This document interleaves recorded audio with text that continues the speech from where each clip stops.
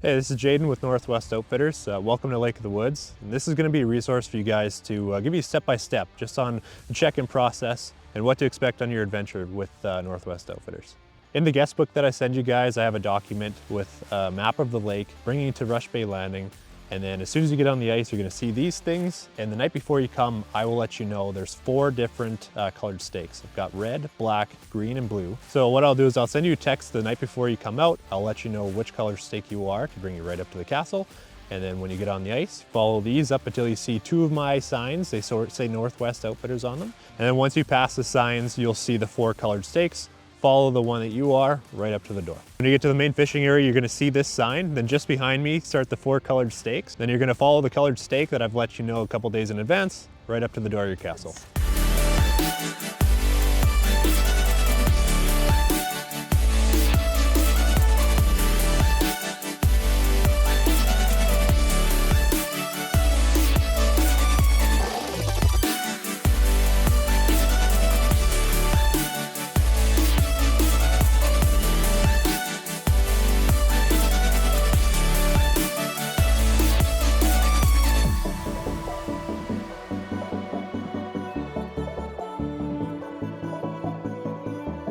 Welcome out. So the first thing that I always do is I show you the stuff outside. This is the most important stuff, the things I get the questions most about too. It's gonna keep you alive, it's gonna keep you warm. So I like to cover that first, and then we can move on inside and get everything in there after that. Perfect. Okay. So right here at the front of the trailer, this is your propane. You'll notice that I have a shipping blanket on it. That helps keep it insulated, because if you look underneath, I've got an extension cord that runs all the way to the generator.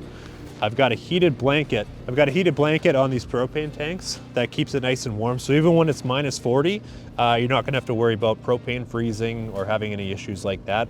The only thing that will happen sometimes is when it's really cold, the contrast of the heat from this blanket and the cold outside, these plastic fittings will loosen off. So sometimes you might have to go and tighten these up. If it's really cold out and you notice that your furnace is blowing cold air, I always make sure that your propane tanks are full so you don't have to touch them.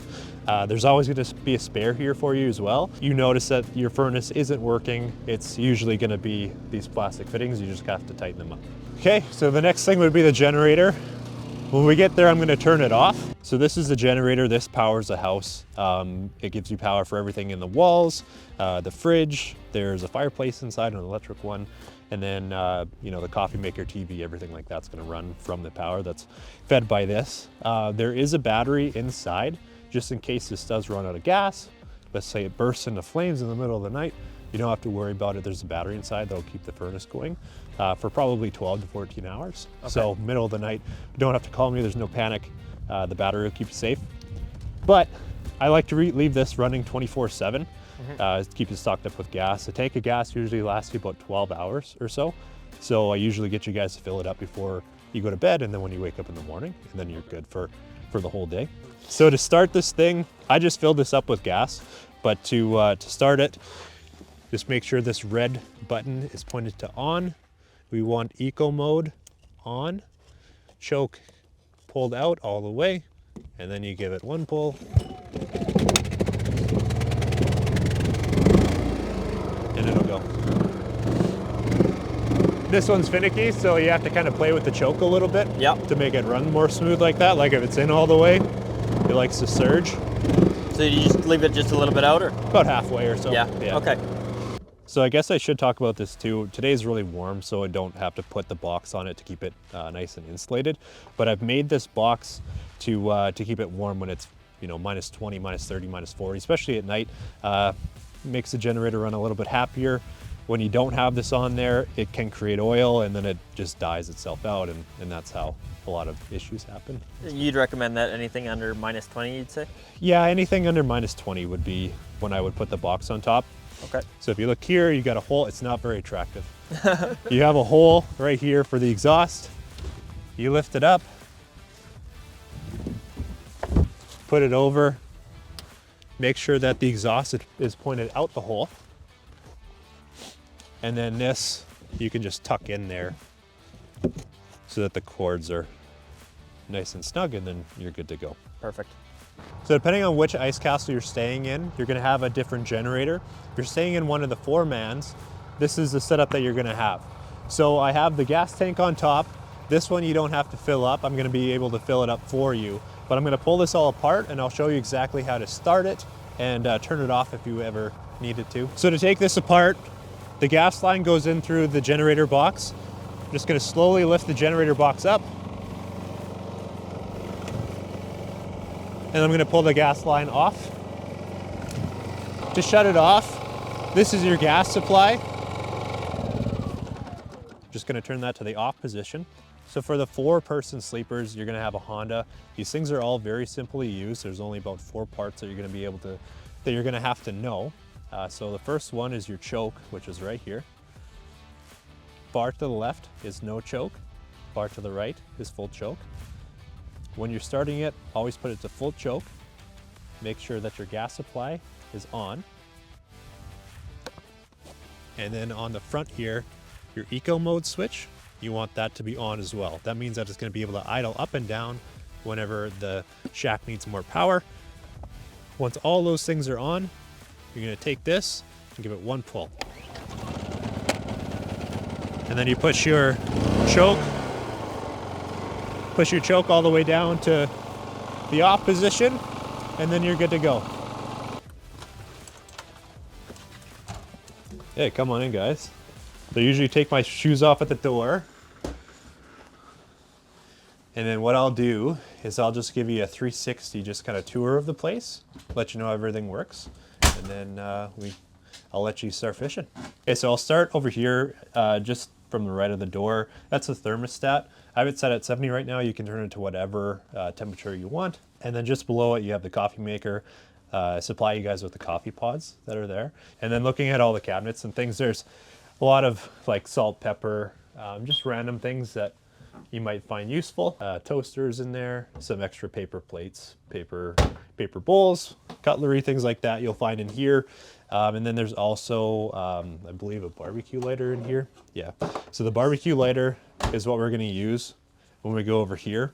All the appliances are run from propane, so the stove and the oven.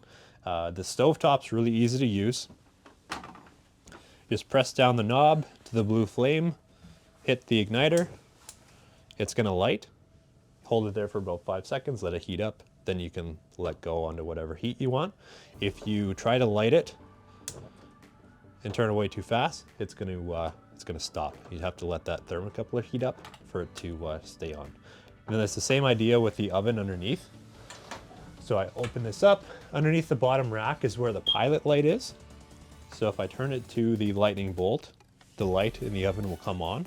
And then underneath the rack on the far back right side, there's a pilot light there. So I just lit it. You can see a blue flame. You'll hold it there for probably 10 seconds.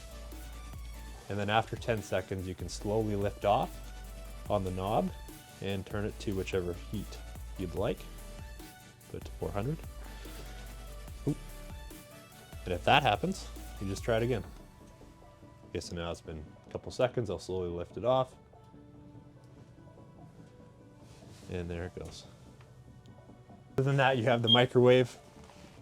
The outlets are the only things that will work when the generator's on. If the generator turns off, just the lights and the furnace will work.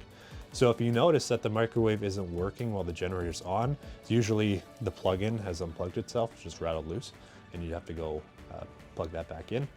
But other than that, you've got over here, you got the fridge. Then there's a freezer.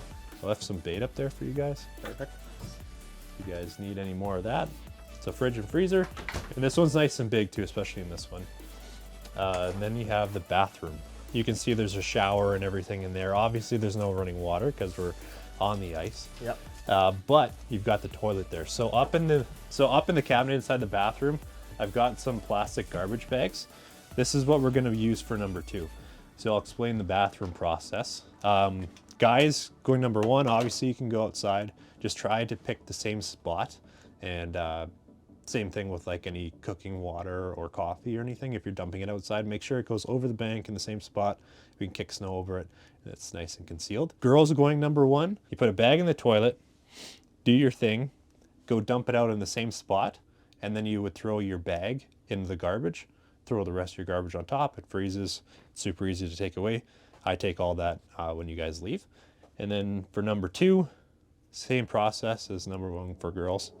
With number 2, put your bag in the toilet, do your thing, tie it up, throw it in the garbage outside. It freezes, put the rest of your garbage on top of it. I take it away, and super easy. So up here in the front, you got 2 bunks, and then this would be one of the beds. So I'm gonna take these pillows, get them out of the way, and then I'll show you how this works. So all you have to do is lift up, and it's gonna fold out like that.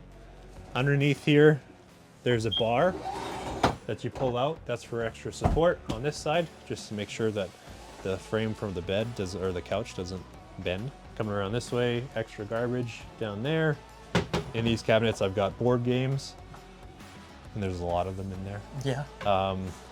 And then extra garbage bags are in this one. The legs for the table I keep underneath here. The table itself right here during the day just gives you a lot more room for fishing. A couple of holes right here. So when you do set the table up, you just take both of the legs, put it in on the mount like this, and then the table goes right on top of it. Sits on there, and then super easy, just wiggle them out, put them back in here when you're ready to put it away, and then the table, it's a great little spot for it there, gets it out of the way. There's a Bluetooth stereo. Speakers are up in the ceiling, so you can connect the Bluetooth on your phone, play the radio, whatever you want to do. This is also your DVD player. So if you're going to be using the TV, which is behind me, there's a bunch of DVDs up in the cabinet here. All those bookcases have hundreds of DVDs in there. And then HDMI 1 on the TV connects to this. So you basically just throw your movie in there on HDMI 1, and then you can go through the menu keys on the actual unit itself. Okay, so then you have a lift bed up here. It's powered by this switch. So all you have to do is hold the button down. It's going to start to come down. So once you get it to a place that you can actually get up on it, you can shoot yourself up back a little bit. And the weight rating on this is 400 pounds. So you can have 2 pretty good sized people sleep on this. And then during the day, you put it right back up to the ceiling and you get everything out of the way. It's also a great place for you to put your things, like all your bags and stuff, just like shoot it up. Yeah, same with the bunks up there. And then like I said, outside you have the fireplace in here. So this is an extra safety feature. It also looks nice, especially when it's dark. Yeah. Set the mood. So you press power. This squiggly line is the fan. Put that to high, and then Fahrenheit. Put that up to 72, and then it'll start to blow hot air. Okay, so inside you have 2 GFI outlets in the back here. This one powers this side of the wall. This one powers this side of the wall. You know, I mentioned earlier how the microwave, if it wasn't working and the generator was still on, it's probably just unplugged. Something that happens sometimes, like say you turn on the coffee maker and the microwave at the same time, these things will trip. So if the generator is plugged in, but you're not getting power, you just have to hit the reset button. You'll see that red light, just hit reset. And that'll fix all your issues. This is the big castle. I have a couple different models. I have a couple smaller models. They have a lot of the same features. The other ones that are smaller don't have a lift bed like this. They have a bunk that pulls down, and then they also have, instead of the 2 couches at the back, they have a dinette system with a table. So table with the mounts are the exact same thing. You would just find them on the benches next to where the table goes. Once the table gets into its spot, there's 2 or 3 shorter legs, depending on which table you have, to make it into a bed.